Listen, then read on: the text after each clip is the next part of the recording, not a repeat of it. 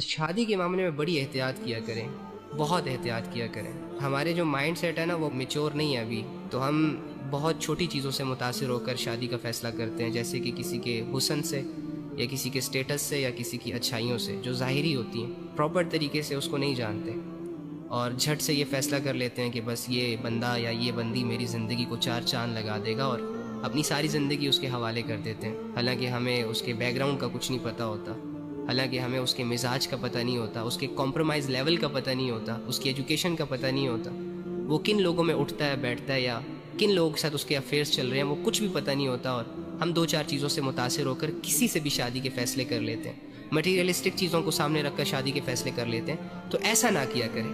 किरदार बहुत मैटर करता है, ईमान बहुत मैटर करता है, अल्लाह का ताल्लुक बहुत मैटर करता है। ये अली भाई, जो लोग शादीशुदा हैं और उसके बावजूद भी अफेयर्स करते हैं, उसके बारे में बताएं कुछ। आप यकीन